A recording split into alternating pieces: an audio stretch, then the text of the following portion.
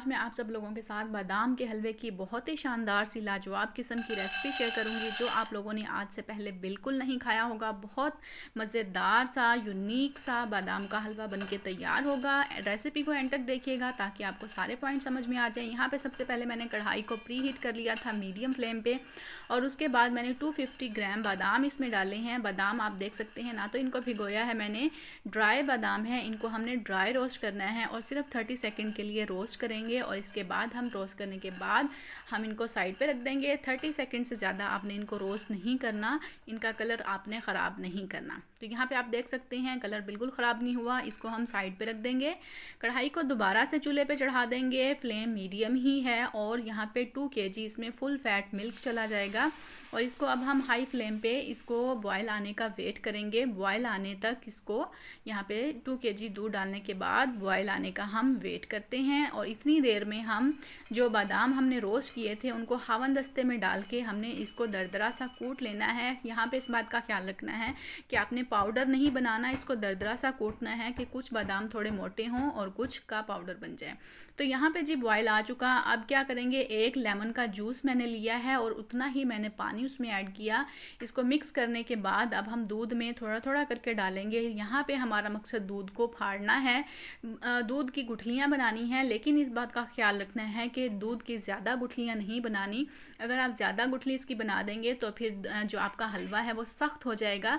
तो इस पॉइंट पे आपने ख़ास ख्याल रखना है। और लेमन भी आपने सिर्फ एक यूज़ करना है, अगर ज़्यादा लेमन यूज़ करेंगे तो हलवे में खट्टापन आ जाएगा। तो यहाँ पे मैं अगर आपको दिखा सकती हूँ कि इतनी आपने इसकी गुठलियाँ बनानी हैं, इससे ज़्यादा आपने इसको दूध को नहीं फाड़ना।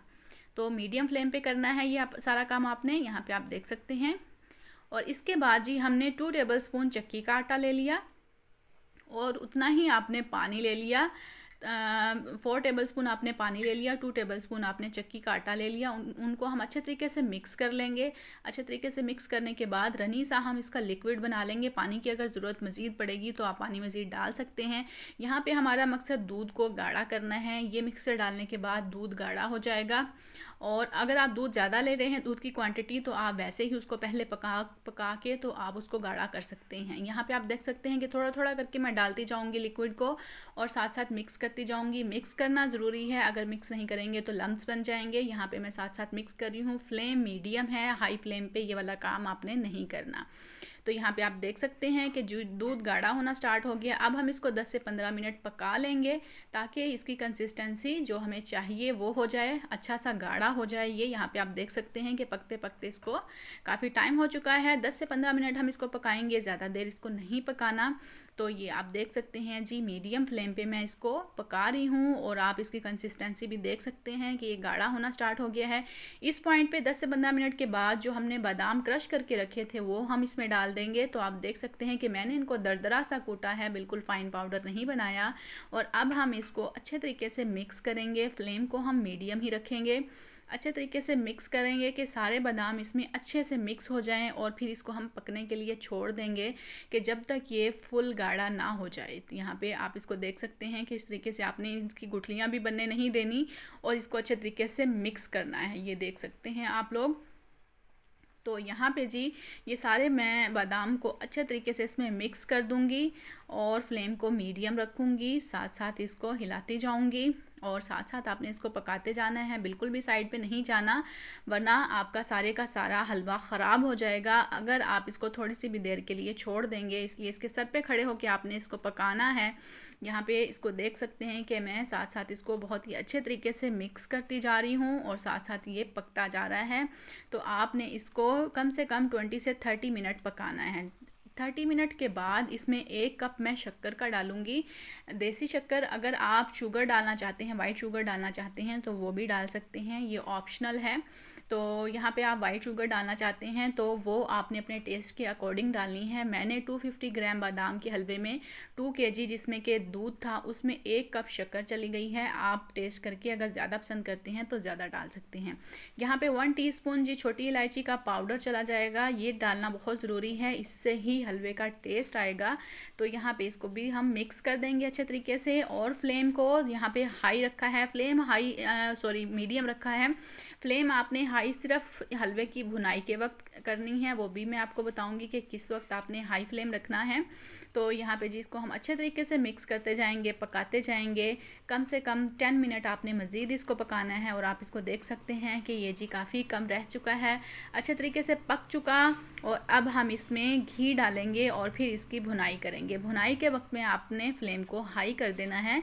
यहाँ पे अभी हम घी डालेंगे इसमें। देसी घी का मैं यूज़ कर रही हूँ, हाफ़ कप आपने देसी घी इसमें डालना। और यहाँ पे जी इसको देसी घी को हम डालेंगे, अच्छे तरीके से मिक्स करेंगे। अभी फ्लेम को मीडियम रखा है, जब भुनाई स्टार्ट करेंगे तो फिर मैं फ्लेम को हाई करके, तो कम से कम आपने 20 से 30 मिनट भुनाई करनी है, या इतनी देर भुनाई करनी है कि घी और हलवा अलग हो जाए, वो पैन को छोड़ दे और आपको नज़र आ जाए कि उसका अच्छा सा कलर आ चुका है और अच्छी सी भुनाई हो चुकी है। उस वक्त तक आपने इसकी भुनाई करनी है। तो यहाँ पे जी अब भुनाई स्टार्ट करते हैं और मैं फ्लेम को हाई कर दूँगी। और स्पून मैंने दूसरा ले लिया है, क्योंकि भुनाई थोड़ी सी तेज़ हाथ के साथ की जाती है। जितनी अच्छी आप इस हलवे की भुनाई करेंगे उतना ही अच्छा टेस्ट आएगा, क्योंकि जो मेन हलवे की का पॉइंट होता है वो आपने इसकी भुनाई करनी होती है। तो जितनी अच्छी आप भुनाई कर देंगे, अगर आपको मज़ीद अच्छा टेस्ट चाहिए तो सिर्फ आपने इस बात का ख्याल रखना है कि आपने इसको छोड़ के नहीं जाना कहीं, कि ये नीचे ना लगे। अगर नीचे लग गया तो सारा का सारा टेस्ट ख़राब हो जाएगा। इस वजह से आपने पास खड़े होके तो ये सारे हलवे की भुनाई करनी है। कम से कम 20 मिनट आपको लगेंगे। और ये बहुत ही अच्छा सा, अब ये आप देख सकते हैं कि इसने पैन को छोड़ दिया है आहिस्ता आहिस्ता, और घी भी आपको सेपरेट होता नज़र आ रहा है। यहाँ पे आपकी भुनाई कंप्लीट हो चुकी है। हलवा खाने के लिए बिल्कुल रेडी है, बिल्कुल तैयार हो चुका है। तो जी अब हम इसको डिश आउट करेंगे, थोड़ा सा ठंडा होने का वेट करेंगे।